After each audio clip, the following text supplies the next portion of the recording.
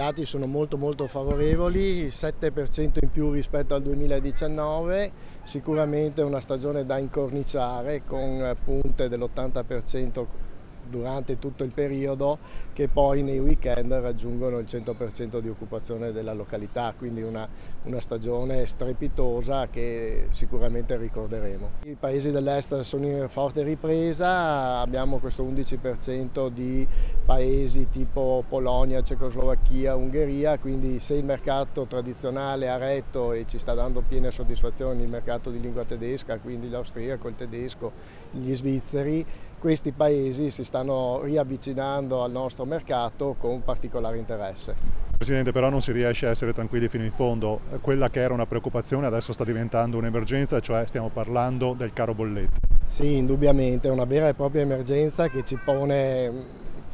di fronte a dei problemi che dovremo valutare con grande attenzione, un incremento energetico che varia sull'ordine del 300-350%, gas che sfiora il 450-500% di aumento, con tutti poi gli aumenti correlati dai generi alimentari alle lavanderie, e questo ci preoccupa in maniera particolare perché non sappiamo come comportarci. È pur vero che la stagione è stata eccezionale, ma da entrambe le parti, ricavi cresciuti e costi cresciuti ma in maniera esponenziale. Sull'allungamento di stagione sarà da fare una forte riflessione guardando quelli che sono i costi. Sappiamo che nel periodo di settembre-ottobre la movimentazione sulla località è legata ai grandi eventi, è legata ai concerti, è legata alle attività sportive, però queste non pagano certo i prezzi, le tariffe non hanno certo le tariffe della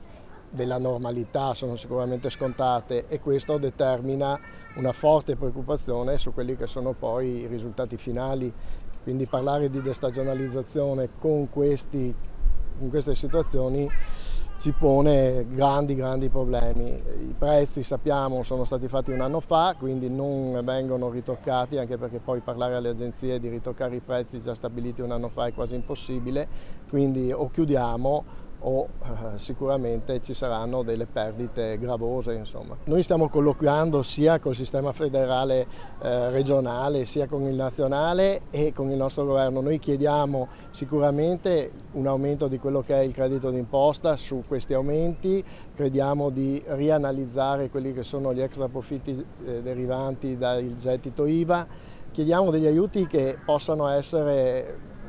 equiparati agli aiuti che sono stati dati nel periodo Covid, perché qui veramente si parla della sopravvivenza delle singole imprese e poi della località nel suo insieme. Se pensiamo che taglieremo con probabilità almeno un mese a tutti i nostri dipendenti, a quelli che